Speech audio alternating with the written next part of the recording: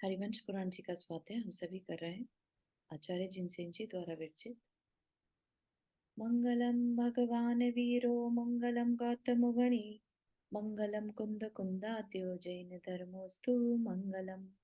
नमो अरिहंताणम नमो सेताणम नमो आयिर्याणम नमो उवज्जायाणम नमो लोये सवसाहुणम। पंचपरमेष्ठी भगवान की जय। अगले 45 मिनट के लिए सभी प्रकार के पापों का त्याग करके सभी नावाण मुकर मंत्र पढ़ना।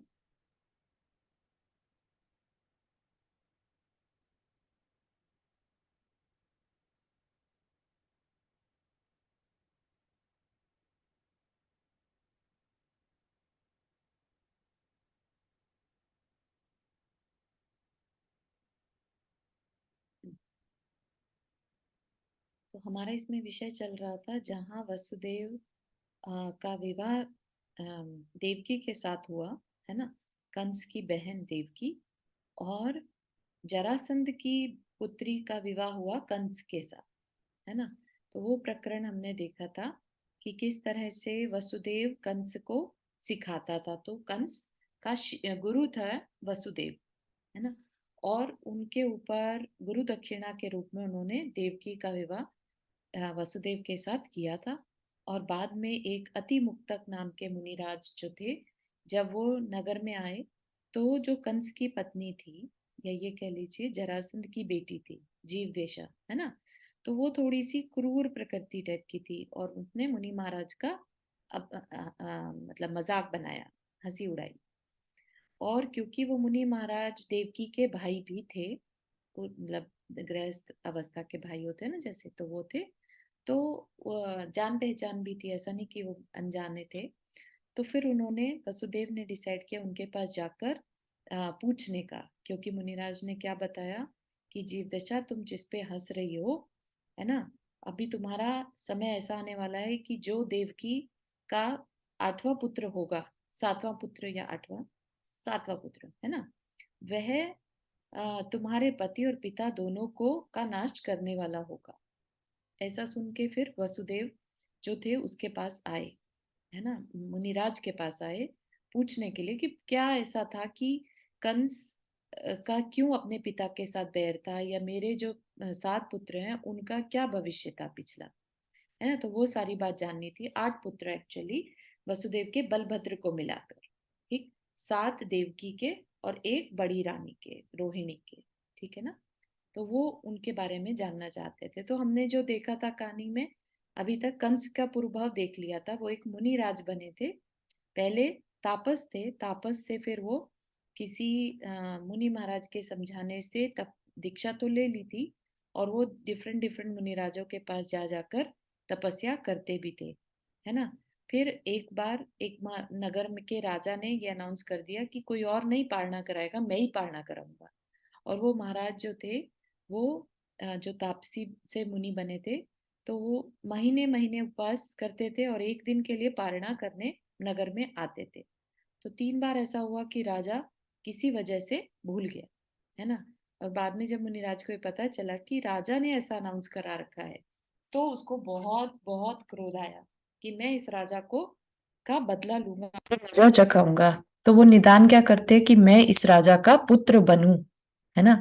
और जब वो उस रानी के गर्भ में आते हैं तो रानी को बहुत खराब जो बिहेवियर हो जाता है ना, कि भाई मैं राजा तुम्हारा पेट फाड़ के तुम्हारा खून पीऊं, इस तरह के भाव आते हैं, जिसकी वजह से डर के मारे वो जैसे ही पुत्र पैदा होता है तो वो उसको एक बक्से में डाल के और नगर यमुना में बहा देते हैं, ठीक। जहां पर वो उसे एक जो मदिरा बनाने वाली होती है वो उसका पालन पोषण करती है।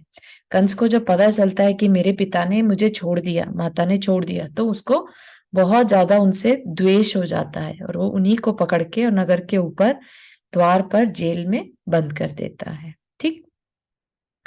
तो यहाँ तक के हमने देखा था। अब कहानी में फिर हमने देखा कि वसुदेव ने पूछा कि ठीक है, ये तो कंस की कहानी हुई, अब मेरे पुत्रों के बारे में बताओ, है ना। तब हमने देखा था कि किस तरह से 7 पुत्र जो थे वो एक सेठ के 7 पुत्र थे और सेठ बहुत अमीर था। और जब सेठ ने दीक्षा ले ली तो उसके पुत्रों ने सारा पैसा जुए में खत्म कर दिया। ठीक। और उनमें से जो सबसे छोटा था उसको एक साइड बिठा के वो चोरी करने गए। तो जब वो चोरी करने गए तो पीछे से जो सबसे छोटा पुत्र था उसने शमशान में एक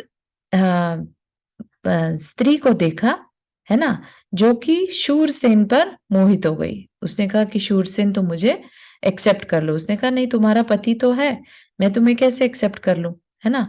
और पति किस लिए गया था? 1000 कमल लाने, क्योंकि वो अपनी पत्नी को बहुत चाहता था और उसके सही सलामत वापस आ जाने की वजह से वो खुश होकर वो 1000 कमल खोजने गया था ताकि मुनिराज को चढ़ा सके, है ना, उनकी एक तरह से एज अ द्रव्य। तो जब वो वापस आता है तो जो उसकी पत्नी है वो उसको मारने भी तैयार हो जाती है। ये देखकर शूरसेन को बड़ा वैराग्य होता है और वो वहां से चला जाता है और जाकर वो मुनि दीक्षा ले लेता है। और उसको देखकर बाकी के 6 भाई भी मुनि दीक्षा लेकर और समाधि मरण करके स्वर्ग चले जाते हैं। वहां से आकर वो राजा के जो उनमें से बड़ा भाई था वो तो एक सेठ के घर शंख नाम से पैदा होता है और बाकी के 6 एक राजा के घर। ठीक। उस राजा के घर 6 के बाद एक 7वां पुत्र भी होता है। तो जो 7वां पुत्र था उसके साथ उस राजा की रानी को बड़ा द्वेष रहता है। वो 6 को तो बहुत अच्छे से ट्रीट करती है लेकिन 7वें को हमेशा दुत्कारती रहती है और उसको बल्कि धाई को दे देती है कि तुम इसे बड़ा करो। और शंख जो होता है सेठ का पुत्र शंख, उसका उस पुत्र के साथ जिसका नाम रखा नीनामक, तो उसके साथ बड़ा प्रेम था। ठीक। तो एक बार शंख ने इनफैक्ट जब 6 के 6 पुत्र एक साथ खाना खा रहे थे तो उसने कहा कि ये तुम्हारा भाई है छोटा नीनामक, उसे क्यों नहीं तुम ले लेते साथ में। और वो भी बैठ जाता है खाना शंख के कहने से। इतने में रानी आती है और उसको बहुत बुरा लगता है तो वो उसको धक्का मारती है, लात मारती है। तो फिर शंख को बहुत खराब लगता है। फिर उसको लगता है कि मेरी वजह से देखो इसकी यह हालत हुई निर्नामक की। तो फिर वो एक दिन मुनिराज होते हैं द्रुमशेन मुनिराज, उनसे पूछता है कि ऐसी क्या बात है जो रानी उसके साथ ऐसा बिहेव करती है। ठीक। तो यहां तक के हम पहुंचे थे। अब मुनि जो थे अवधि ज्ञानी थे, अतः उसके भवांतर इस प्रकार कहने लगे। किसके? निर्नामक के। ठीक। गिरिनगर नामक नगर में राजा चित्ररथ रहता था। उसकी कनक मालिनी नाम की गुणवती एवं सुंदरी स्त्री थी। राजा चित्ररथ मांस खाने का बड़ा प्रेमी था। उसका एक अमृत नाम का रसोइया था। अमृत रसायन नाम का रसोइया था जो मांस पकाना बहुत अच्छे से जानता था।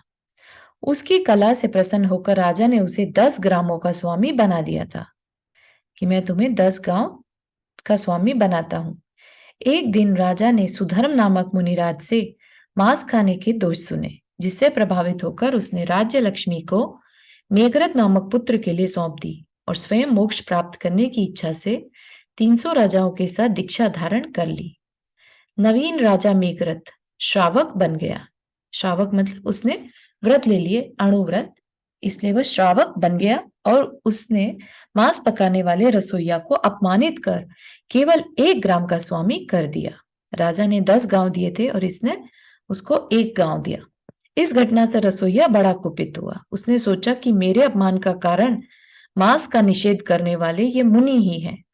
इसलिए उसने कड़वी तुमड़ी का विषमय आहार देकर मुनि को प्राण रहित कर दिया। जिस मुनिराज ने राजा को समझाया था कि मांस खाना अच्छी बात नहीं है, तो उससे उस रसोइये को क्रोध हो गया, द्वेष हो गया, है ना। मुनिराज का समाधि मरण उज्जयंत गिरी पर हुआ था। प्रबल आत्मध्यान के प्रभाव से वे मरकर अपराजित नामक अनुत्तर विमान में 32 सागर की आयु के धारक अहमेंद्र हुए।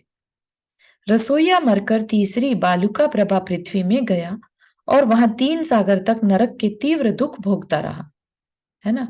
पहले तो वो मांस पकाने का गलत काम करता था और साथ ही साथ मुनि की के मरने के में कारण बना। वहां से निकलकर तिर्यंच गति रूपी महाअटवी में भ्रमण करता रहा। एक बार वह मलय देश के अंतर्गत पलाश नामक ग्राम में रहने वाले यक्षदत्त और यक्षिला नामक दंपत्ति के यक्षलिक नाम का पुत्र हुआ। किसकी बात कर रहे हैं? उस रसोइये की। वह यक्षलिक स्वभाव से ही मूर्ख था और यक्षस्व नामक बड़े भाई से छोटा था। एक बार दुष्ट यक्षलिक गाड़ी पर बैठा कहीं जा रहा था। सामने मार्ग में एक अंधी सर्पिणी पड़ी थी। बड़े भाई के रोकने पर अनिष्टकारी यक्षलिक ने उस पर गाड़ी चढ़ा दी, जिससे उसका फण कट गया। है ना, रोकने पर भी। एक तो है कि तुम्हें दिखाई नहीं दिया और तुमसे किसी का मरण हो गया, है ना, और उसको दिखने पर भी, और ये भी पता था कि वो अंधी सर्पिणी है, भाई ने मना किया तो भी उसने उस पर गाड़ी चढ़ा दी, जिससे उसका फंड कट गया। तीव्र दुख से वह मरणोन्मुख हो गई।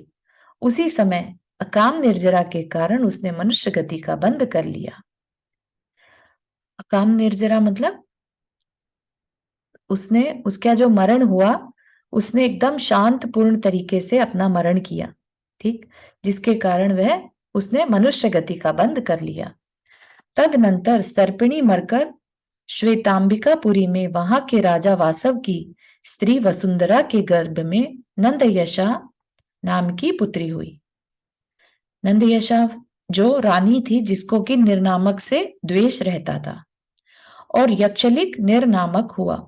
इस यक्षलिक ने रसोइये की पर्याय में मुनिराज को मारा था तथा सर्पिणी के साथ अत्यंत निर्दयता का व्यवहार किया था, इसलिए माता नंदेशा के साथ विद्वेष को प्राप्त हुआ है। यह सुनकर राजा गंगदेव संचार से भयभीत हो गया और अपने देवनंद नामक पुत्र को राज्य लक्ष्मी सौंपकर 2 राजाओं के साथ उन्हीं मुनि के समीप उसने दीक्षा धारण कर ली। समस्त राजपुत्रों और श्रेष्ठी पुत्र शंख ने भी दीक्षा ले ली।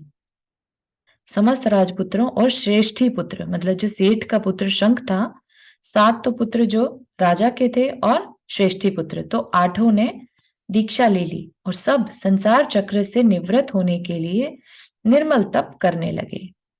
रानी नंदयशा ने रेवती धाय और बंधुमती सेठानी के साथ सुव्रता नामकारिका के समीप उत्तम व्रतों के समूह से सुशोभित दीक्षा धारण कर ली।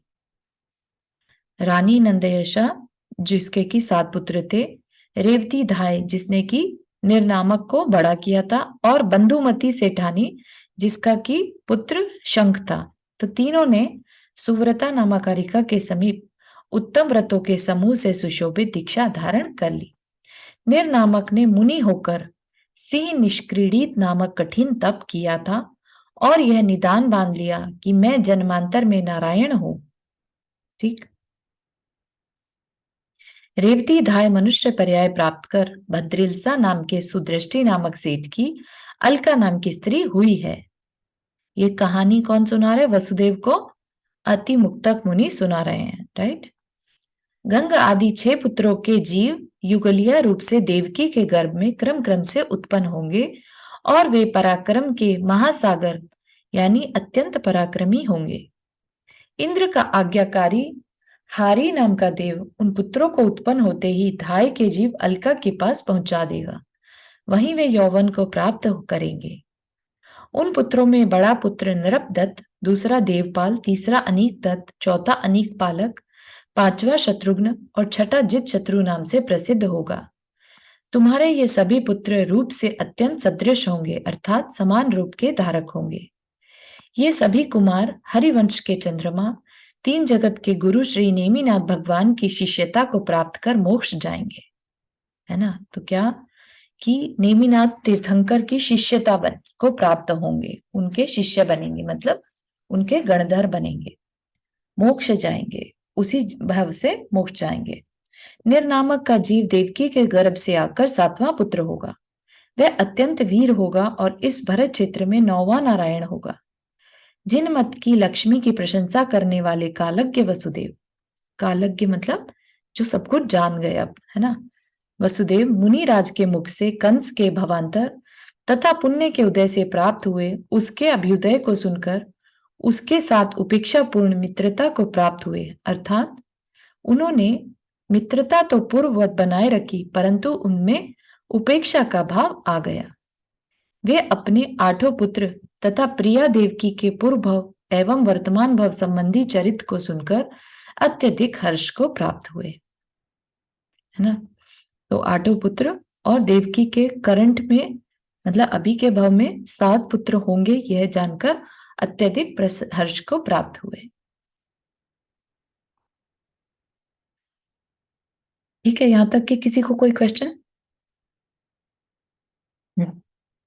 देवकी का पूर्व हम नहीं पढ़ा ना हमने, इन्होंने अभी जो महाराज हाँ जी ने बताया अच्छा ठीक है, हाँ बस मैंने सोचा कहीं मिस ना होगा बस। इसमें देवकी के पूर्वभाव नहीं बताया। हाँ अच्छा, आपने जो बोला ना इसकी, ये देवकी की बड़ी रानी, तो ये कैसे, जिसका पुत्र ये था हाँ आखिरी वाला 8वां, अ, वो नहीं बताया शायद, इसमें नहीं बताया भाई कैसे। 8वां पुत्र रोहिणी के हुआ ना, शंख का। हाँ वो हाँ यहाँ वो पर तो, लिखा नहीं है। हाँ हाँ हाँ हाँ राइट। ओके। ठीक है। हाँ किसकी, तो ये किसकी थी, मतलब इन्हीं, देवकी इसी की के 7 पुत्रों के बारे में बताया बस। हाँ नहीं, और नहीं, ये इसी की पत्नी थी, मतलब वासुदेव की, ये भी। वसुदेव की पत्नी, यस देवकी। क्या नाम बताया आपने, क्या नाम बताया उसका? देवकी। नहीं, बड़ी वाली का। बड़ी वाली का रोहिणी। नहीं सॉरी। ठीक है।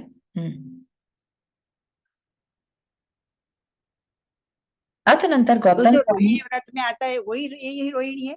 कौन से? नहीं, रोहिणी व्रत अलग है। नहीं, वो रही उसमें जो रोहिणी रानी रानी का नाम आता है, वो वही रानी, ये रानी है? नहीं नहीं मालूम होगा मुझे, एक्चुअली वो कहानी नहीं सुनी है तो। नहीं, उसमें भी वो रोहिणी नाम ही आता है, इसमें पता अच्छा नहीं। ठीक है, हो सकता है हो और हो सकता है ना भी हो, तो देखना पड़ेगा पूरी कहानी किस तरह की है ना। आज 5 बजे शंका समाधान है, तो क्या हाँ करें? हाँ, आप थोड़ी जल्दी लॉग आउट कर सकते हैं, है अच्छा, ना। हाँ ठीक है। अतनंतर गौतम स्वामी कहते हैं कि हे श्रेणी, तीर्थंकर भगवान अपने वंश में उत्पन्न होने वाले हैं। यह सुनकर कुमार वसुदेव बहुत ही हर्षित हुए, क्योंकि बताया उन्होंने कि भाई तुम्हारे जो 6 पुत्र होंगे वो भगवान नेमिनाथ के शिष्य होंगे, है ना। तो ये जानकर उन्हें बड़ी खुशी हुई और उन्होंने उसी समय अति मुक्तक मुनिराज को नमस्कार कर इस प्रकार पूछा कि हे नाथ, हरिवंश के तिलक स्वरूप जिनेन्द्र भगवान किस प्रकार होंगे? मैं उनका चरित्र सुनना चाहता हूँ।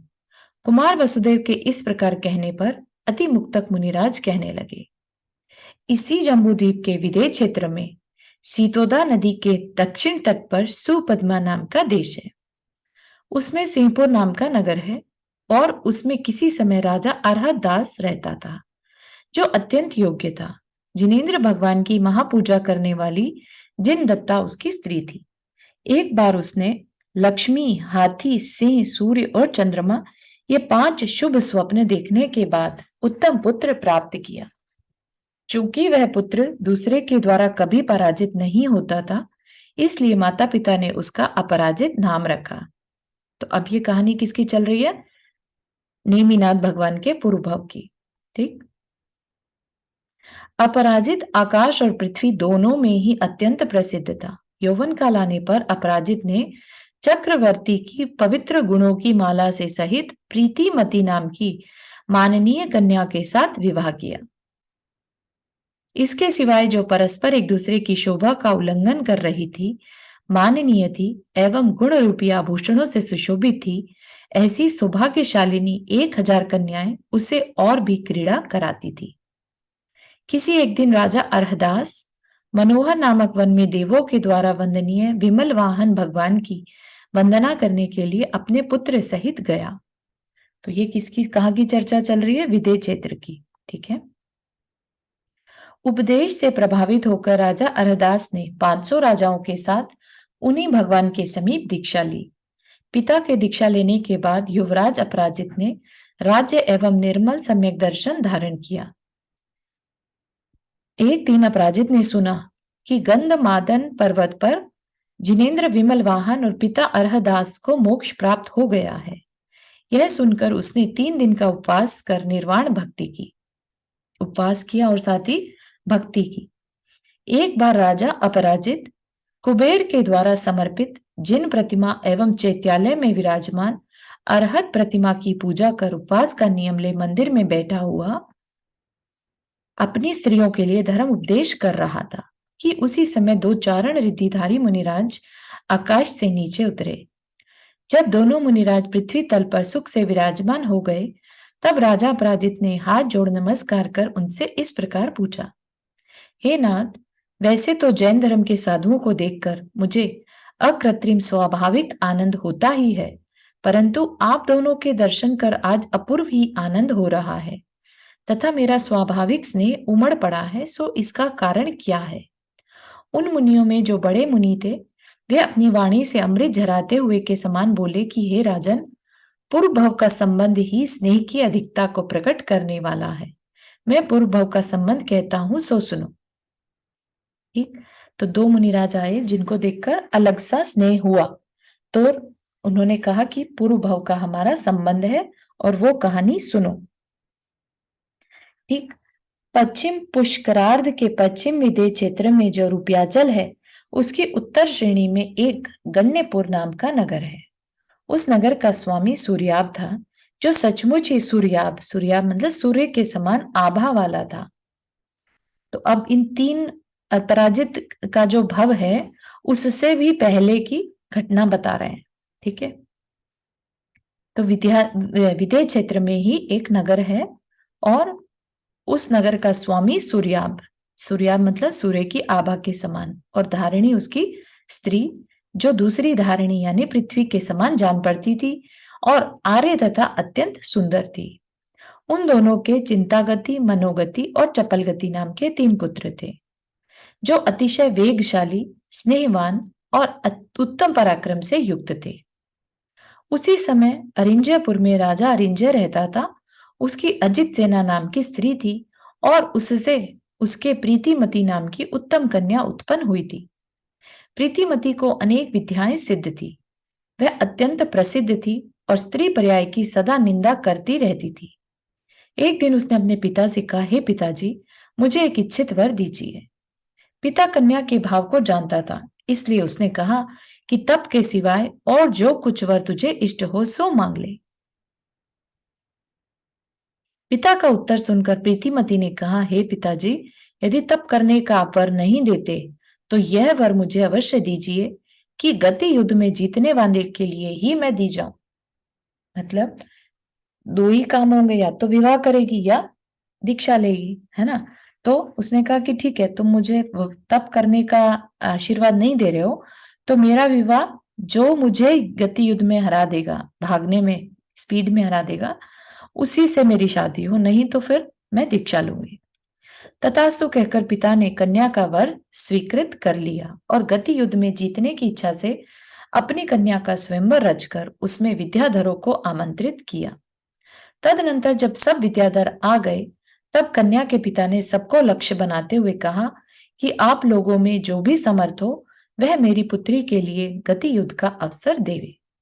गति युद्ध का रूप यह है कि वर और कन्या जो भी मेरु पर्वत की प्रदक्षिणा देकर तथा श्री जिनेन्द्र देव की पूजा कर सबसे पहले वापस आ जाएगा, उसी एक की जीत समझी जाएगी। इस प्रकार अत्यंत वेग से गमन करने वाले जिस वीर के द्वारा गति युद्ध में यह कन्या जीती जाएगी, मेरे मनोरथ को पूर्ण करने वाला उसी वीर के द्वारा यह कन्या विवाहने योग्य है ना। तो जो पहले आएगा वो जीतेगा और जो जीतेगा उसके साथ कन्या का विवाह होगा। यह सुनकर अन्य विद्याधर उसे अधिक विद्यावती जान चुपचाप बैठे रहे, परंतु विद्या के वेग से उद्यत धारिणी के पुत्र चिंतागति, मनोमति और चपलगति गति युद्ध करने के लिए उठकर खड़े हो गए। उन तीनों के पास वेग की विद्या थी। तदनंतर मन के साथ साथ परिकर बांधकर जब सब तैयार हो गए, तब मध्यस्थता को प्राप्त हुए लोगों ने हाथ हिलाकर उन्हें छोड़ा। अहंकार से वे चारों व्यक्ति, चारों कौन, 3 तो वो भाई और एक प्रीतिमती, है ना, अपने वेग से वायु के वेग को रोकते हुए मेरु को लक्ष्य कर आकाश में दौड़े और आधे मार्ग तक तो साथ साथ दौड़ते रहे, परंतु उसके बाद कन्या ने उन्हें पीछे छोड़ दिया और वह मेरु पर्वत की प्रदक्षिणा देकर तथा भद्रसाल वन में विद्यमान जिन प्रतिमाओं की पूजा कर पहले लौट आई। वेग के श्रम से उत्पन्न पसीना के कण से जो मोती के समान सुशोभित हो रही थी, ऐसी कन्या ने आकर पिता के लिए नमस्कार किया एवं पूजा के शेष अक्षत भेंट किए। पुत्री की विजय से पिता को अधिक हर्ष हुआ। तदनंतर गति युद्ध में जिसे विजय प्राप्त हुई थी और इस लोक संबंधी भोगों की इच्छा जिसकी छूट चुकी थी, ऐसी कन्या प्रीतिमती के लिए पिता ने तप धारण करने की अनुमति दे दी, जिससे उसने व्रतों के समूह से सुशोभित हो निर्वृत्ति नामक कारिका के समीप दीक्षा धारण कर ली। गति युद्ध में प्रीतिमती के द्वारा पराजित चिंतागति आदि तीनों भाइयों ने भी दंवर मुनिराज के समीप दीक्षा धारण कर ली। आयु के अंत में तीनों भाइयों ने भी दंवर मुनिराज के समीप दीक्षा धारण कर ली। आयु के अंत में तीनों भाई महेंद्र स्वर्ग के अंतिम पटल में 7 सागर की आयु प्राप्त कर सामानिक जाति के देव हुए और वहां के दिव्य सुख का उपभोग करने लगे। तदनंतर हे राजन, पुष्कलावती देश के विजयार्थ की उत्तर श्रेणी में जो गगन वल्लभ नाम का नगर है, उसमें राजा गगन चंद्र रहते हैं और उनकी स्त्री का नाम गगन सुंदरी है। मध्यम तथा छोटे भाई के जीव महेंद्र स्वर्ग से च्युत होकर उनके क्रम से हम अमित वेग और अमित तेज नामक पुत्र हुए हैं। ठीक, विजयार्थ की उत्तर श्रेणी मतलब अगेन वो विद्याधर राजा के 2 पुत्र बने। और पुंडरीकिणी नगरी में स्वयं प्रभ जिनेन्द्र के समीप दीक्षा लेकर उनसे हमने अपने पूर्व भव सुने। हे राजन, हमें स्वयं प्रभ जिनेन्द्र ने बताया कि तुम्हारा बड़ा भाई चिंतागति का जीव महेंद्र स्वर्ग से पूर्व ही च्युत होकर यहाँ अपराजित राजा हुआ है, सो उसे देखने के लिए हम दोनों आए हैं। है ना, वो विद्याधर राजा के पुत्र थे और मुनि बन चुके थे, चारण रिद्धि मुनिराज हो चुके थे। फिर भी उन्हें ये था कि अपने पूर्वभव जानने के बाद उन्हें ये लालसा हुई कि देखिए हमारा तीसरा भाई कहाँ है, कैसा है ना, तो उसे मिलने के लिए आए थे। हे अपराजित, तुम इससे 5वें भव में भरत क्षेत्र के हरिवंश नामक महावंश में अरिष्ट नेमी नामक तीर्थंकर होगे। इस समय तुम्हारी आयु 1 माह की शेष रह गई है, इसलिए आत्महित करो। यह कहकर तथा राजा अपराजित से पूछकर दोनों मुनिराज विहार कर गए। चारण रिद्धिधारी मुनिराज के श्रवण करने योग्य वचन सुनकर राजा अपराजित हर्ष होता हुआ भी चिरकाल तक इस बात की चिंता करता रहा कि अहो, मेरा तप करने का समय व्यर्थ ही निकल गया। है ना, तो खुशी भी हो रही थी और खराब भी लग रहा था कि 1 ही महीना बचा है। वह 8 दिन तक जिनेन्द्र भगवान की पूजा करता रहा और अंत में प्रीतंकर नामक पुत्र के लिए राज्य लक्ष्मी सौंपकर शरीर आदि से निष्प्रह हो गया। तत्पश्चात प्रायोपगमन संन्यास से सुशोभित 22 दिन रात तक चारों आराधनाओं की आराधना कर वह अच्युत स्वर्ग में 22 स्वर्ग की आयु का धारक इंद्र पद को प्राप्त हुआ। तो क्या कह रहे हैं, 1 महीना था, है ना, 8 दिन तो भगवान की पूजा की और बाकी के 22 दिन उन्होंने प्रायोपगमन संन्यास जो कि समाधि मरण है वो किया, है ना, और फिर वहां से च्युत होकर इंद्र पद को प्राप्त किया। अब वहां से चलकर नागपुर में श्री चंद्र और श्रीमती के सुप्रतिष्ठ नाम का पुत्र हुआ। वह सुप्रतिष्ठ जिनेन्द्र मत की भावना से युक्त था। राजा श्रीचंद्र रूपी चंद्रमा सुप्रतिष्ठ पुत्र को राज सिंहासन पर प्रतिष्ठित कर सुमंदिर नामक गुरु के पास दीक्षा ले मोक्ष चले गए। एक दिन राजा सुप्रतिष्ठ ने मासोपवासी यशोधर मुनिराज के लिए दान देकर रत्नवृष्टि आदि 5 आश्चर्य प्राप्त किए। कदाचित राजा सुप्रतिष्ठ कार्तिक की पूर्णिमा की रात्रि में अपनी 800 स्त्रियों से वेष्टित हो महल की छत पर बैठा था। उसी समय आकाश से उल्कापात हुआ। उल्कापात मतलब मीटियोर शावर। उसे देख वह राज्य लक्ष्मी को उल्का के समान ही क्षण भंगुर समझने लगे। इसलिए अपनी सुनंदा रानी के पुत्र सुदृष्टि के लिए राज्य लक्ष्मी देकर उसने सुमंदर नामक महागुरु के समीप दीक्षा ले ली। राजा सुप्रतिष्ठ के साथ सूर्य के समान तेजस्वी 4000 राजाओं ने भी उग्र तप धारण किया था। मुनिराज सुप्रतिष्ठ ने ज्ञान, दर्शन, चारित्र, तप और वीर्य की वृद्धि से युक्त हो आलस्य छोड़ गूढ़ार्थ सहित, गूढ़ार्थ मतलब गूढ़ अर्थ बिल्कुल डीप स्टडी के साथ 11 अंग और 14 पूर्वों का अध्ययन किया तथा सर्वतोभद्र को आदि लेकर, मतलब कि सर्वतोभद्र जो है पहले प्रकार का व्रत से लेकर सिंह निष्क्रीडित पर्यंत के विशिष्ट तपों से अपने शरीर को विभूषित किया। मतलब कि तरह तरह के व्रत उन्होंने किए। हे यादव, श्रवण मात्र से भी पापों को नष्ट करने वाली उन उपवासों की महाविधि मैं तेरे लिए कहता हूं, सो तू क्षण भर के लिए मन स्थिर कर सुन। तो वो मुनिराज वसुदेव को बता रहे हैं उपवास की महाविधि। महाविधि मतलब कि कैसे होता क्या है उन उपवासों में। ठीक, सर्वतोभद्र यहाँ पर बताया ना, सर्वतोभद्र को आदि लेकर सिंह निष्क्रीडित पर्यंत। एक चीज यहाँ पूछना था, ये वासुदेव को बता रहे हैं या श्रेणिक राजा को वो बता रहे हैं? अभी तो वसुदेव को बता रहे हैं, हे यादव कहा ना, अच्छा, यादव है ना। तो अभी अति मुक्तक मुनिराज जो हैं वो बता रहे हैं। किसकी कहानी चल रही है अभी? नेमिनाथ भगवान की, है ना। क्योंकि वसुदेव ने को बहुत हर्ष हुआ कि हमारे ही फैमिली में तीर्थंकर होने वाले हैं, है ना। तो उनकी कहानी बता रहे हैं। तो उनकी कहानी बताते हुए मुनिराज कह रहे हैं, मैं तुम्हारे लिए थोड़ा सा विधि बताता हूं। सर्वतोभद्र व्रत 5 भंग का एक चौकोर प्रस्तार बनावे और 1 से लेकर 5 तक के अंक उसमें इस प्रकार भरें कि सब ओर से गिनने पर 15-15 उपवास की संख्या निकल आए। इन 15 उपवासों में 5 भंग का गुणा करने से उपवासों की संख्या 75 और 5 पारणाओं में 5 भंग का गुणा करने से पारणाओं की संख्या 25 निकलती है। यह सर्वतोभद्र नाम का उपवास है। तो यहाँ पर हर उपवास के हर जो भी व्रत हैं उनमें कितने उपवास और कितनी पारणा, इस बारे में जानकारी दी हुई है। ठीक, तो यहाँ पर जैसे उसका एक लिखा जाए सर्वतोभद्र को, तो ऐसे लिखा जाएगा 1 2 3 4 5, है ना। 1, फिर ये उपवास में मतलब 1 से 5 तक की गिनती लिखनी है। ठीक है ना। तो अब कैसे भी कर लो, ऐसे कर लो, ऐसे कर लो, या ऐसे, इस तरह से करना कैसे है वो बता रहे हैं। इसकी विधि यह है कि 1 उपवास 1 पारणा, 2 उपवास 1 पारणा, 3 उपवास 1 पारणा, 4 उपवास 1 पारणा और 5 उपवास 1 पारणा। इसी प्रकार आगे के भंगों में भी समझना चाहिए। जैसे यहाँ लिखा है 4, तो 4 उपवास 1 पारणा, 5 उपवास 1 पारणा, 1 उपवास 1 पारणा, ऐसे किसी भी इसको फॉलो कर सकते हैं। ठीक, यह सर्वतोभद्र व्रत 100 दिन में पूरा होता है। मतलब लगातार व्रत को किया जाएगा।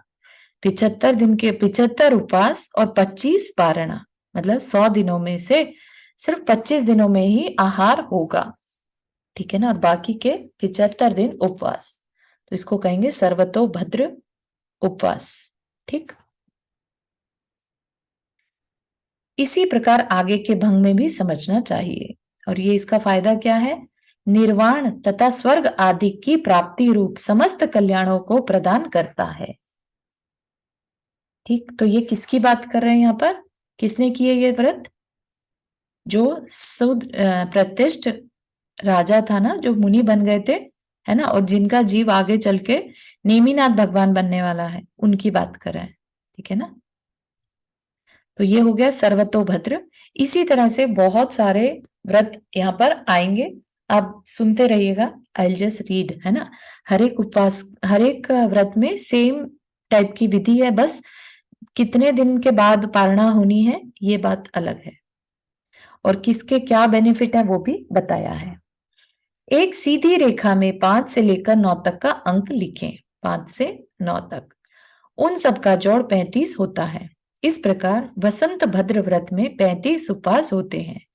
उनका क्रम यह है कि 5 उपवास 1 पारणा, 6 उपवास 1 पारणा, 7 उपवास 1 पारणा, 8 उपवास 1 पारणा और 9 उपवास 1 पारणा। इस व्रत में उपवासों के 35 और पारणा के 5, इस तरह 40 दिन लगते हैं। ठीक, फिर महासर्वतोभद्र, ये क्या हुआ? 7 भंग वाला। 7, ये 5 भंग वाला था, ये 7 भंग वाला एक चौकोर प्रस्तार बनाए। उसमें 1 से लेकर 7 तक के अंक इस रीति से लिखें कि सब ओर से संख्या का जोड़ 28-28 आए।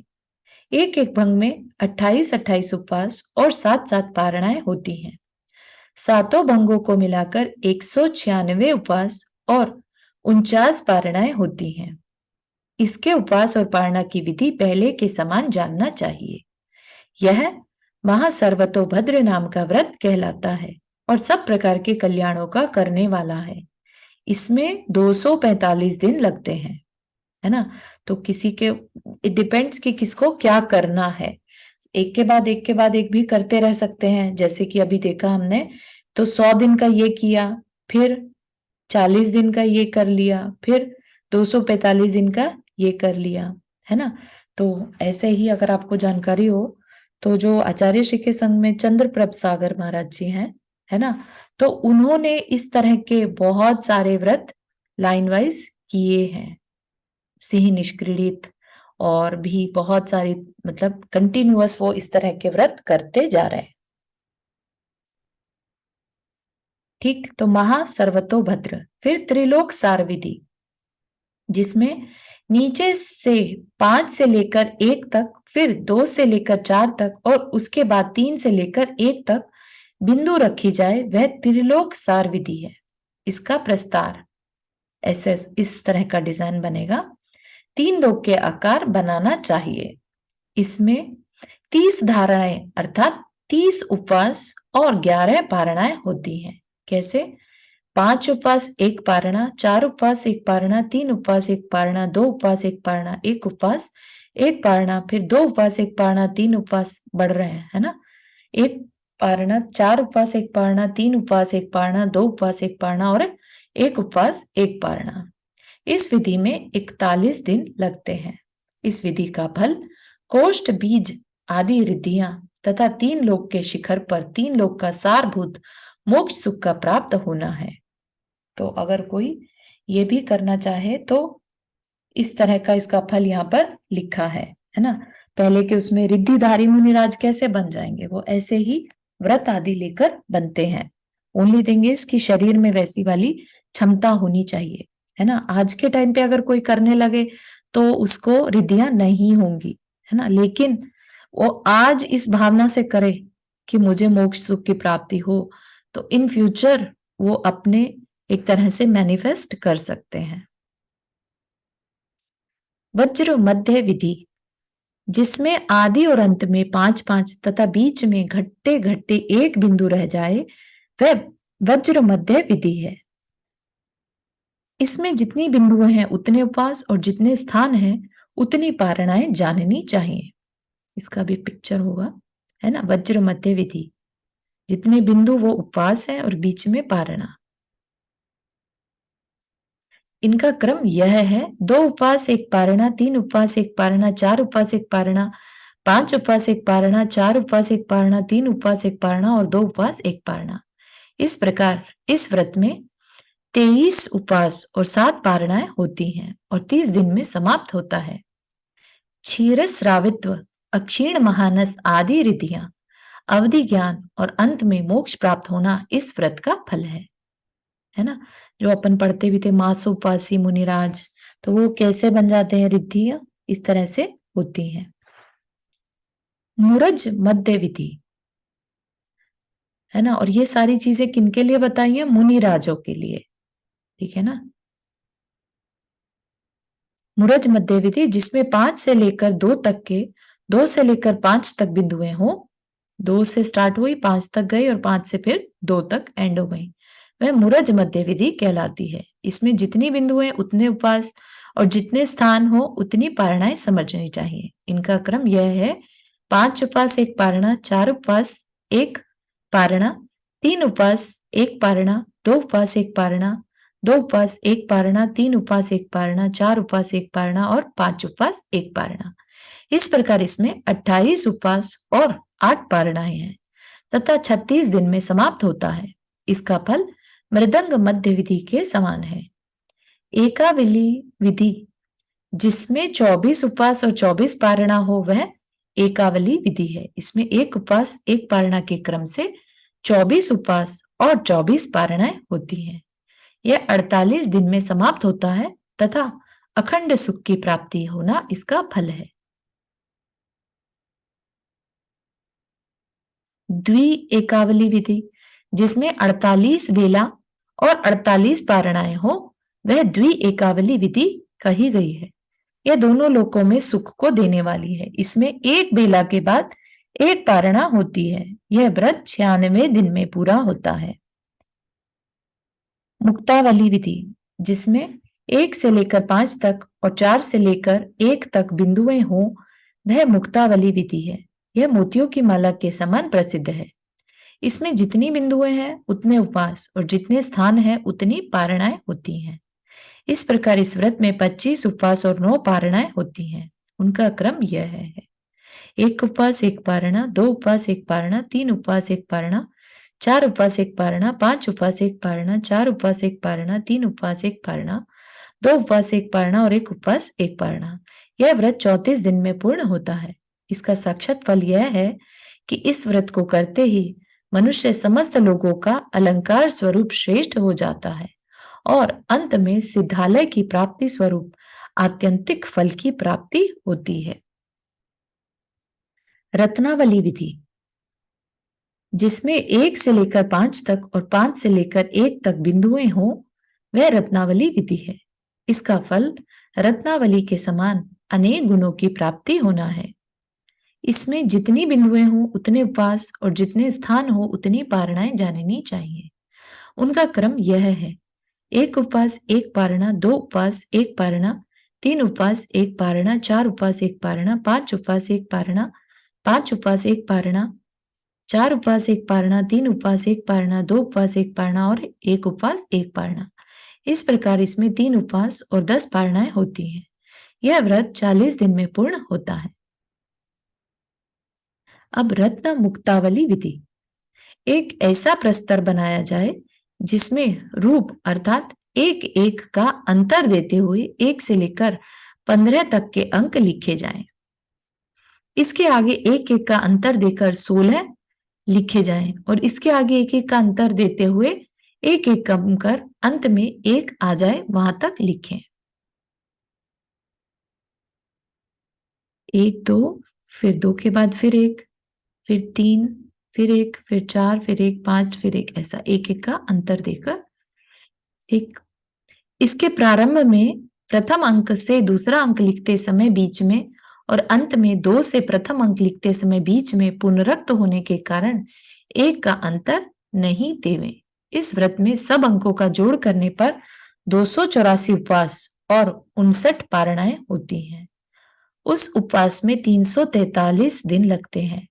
इसका फल रत्नत्रय की प्राप्ति है। इसकी विधि यह है कि 1 उपवास 1 पारणा, 2 उपवास 1 पारणा, 1 उपवास 1 पारणा आदि। फिर है कनकावली विधि, जिसमें 1 का अंक, 2 का अंक, 9 बार 3 का अंक, फिर 1 से लेकर 16 तक के अंक, फिर 34 बार 3 के अंक, 16 से लेकर 1 तक के अंक, 9 बार 3 के अंक तथा 2 और 1 का अंक लिखा जाए, अर्थात एक क्रम से 434 उपवास और 88 पारणाएं की जाए, वह कनकावली व्रत है। लौकांतिक देव पद की प्राप्ति होना अथवा संसार का अंत कर मोक्ष प्राप्त करना इस व्रत का फल है। इसका क्रम यह है कि 1 उपवास 1 पारणा, 2 उपवास 1 पारणा, 3 उपवास 1 पारणा आदि। इस व्रत के उपवासों की गणना निकालने की दूसरी विधि यह है कि 1 से लेकर 16 तक 2 बार संख्या लिखें और उसे आपस में जोड़ देने पर जितनी संख्या हो उसमें 54 के तिगुने 162 और मिला दें। ऐसा करने से 434 उपवास निकल आते हैं और 88 स्थान होने से 88 पारणाएं होती हैं। इस कनकावली विधि में 1 वर्ष 5 मास और 12 दिन लगते हैं। ठीक है, तो I am just reading, actually इसमें ज्यादा जानकारी अपने को नहीं है इससे ज्यादा, है ना। दूसरे प्रकार की रत्नावली विधि, जिसमें रत्नों के हार के समान एक प्रस्तार बनाकर बाईं ओर पहले बेला का सूचक 2 बिंदुओं का 1 द्विक लिखें, फिर 2 बेलाओं के सूचक 2 द्विक लिखें, फिर 3 बेलाओं के सूचक 3 द्विक लिखें, फिर 4 बेलाओं के सूचक 4 द्विक लिखें। इसके आगे 1 उपवास की सूचक 1 बिंदु लिखें। उसके बाद 2 उपवासों की सूचक 2 बिंदुएं बराबरी पर लिखें। तदनंतर इसके आगे इसी प्रकार 3 आदि उपवासों की 16 सूचक 16 तक बिंदुएं रखें। फिर वे बाईं ओर से दाहिनी ओर गोलाकार बढ़ते हुए 32 बेलाओं के 32 द्विक लिखें और उनके नीचे 4 बेलाओं के सूचक 4 द्विक लिखें। 30 द्विक के ऊपर 16 आदि उपवासों के सूचक 16 से लेकर 1 तक बराबरी पर 16, 15 आदि बिंदुएं रखें और उसके आगे 8 बेलाओं के सूचक 8 द्विक, 3 बेलाओं के सूचक 3 द्विक, 2 बेलाओं के सूचक 2 द्विक और 1 बेला का सूचक 1 द्विक लिखें। इस व्रत में 56 द्विक के द्विगुणित 112 तथा दोनों ओर की षोडशियों के 272 इस प्रकार सब मिलाकर 384 उपवास और 88 स्थानों के 88 भुक्ति काल होते हैं। भुक्ति काल मतलब पारणा। यह व्रत 1 वर्ष 3 मास और 22 दिन में पूरा होता है तथा रत्नत्रय रूपी तेज को बढ़ाने वाला, अर्थात इस व्रत के फलस्वरूप रत्नत्रय में निर्मलता आती है ना। तो आई थिंक आज के लिए इतना ही रखते हैं, हमारा समय हो गया। इस तरह के चित्र भी अपन देख सकते हैं, बहुत अलग अलग तरह के हैं। उसके बाद आई थिंक लास्ट होता है सिंह निष्क्रीडित, है ना। उसमें भी जगन्य, मध्यम और उत्कृष्ट, उनके भी चित्र दिए हुए हैं। ठीक, अच्छा, उसके आगे और नंदीश्वर व्रत और मेरु पंक्ति वाले व्रत भी हैं। ठीक है, तो अपन ये कल देखते हैं। ठीक है, चलिए, यहां तक कि किसी को कोई क्वेश्चन? सिर्फ ये जानकारी ही थी, है ना, इसमें कुछ समझने का नहीं है। चलिए, जिनवानी स्तुति। जा वाणी के ज्ञान से सूझे लोकालोक, सो वाणी मस्तक धरो सदा देतु दोख। हे जिनवाणी भारती तो ही जपो दिन रैन, जो तेरा शरणा गहे सो पावे सुख चैन। 9 बार नम करना।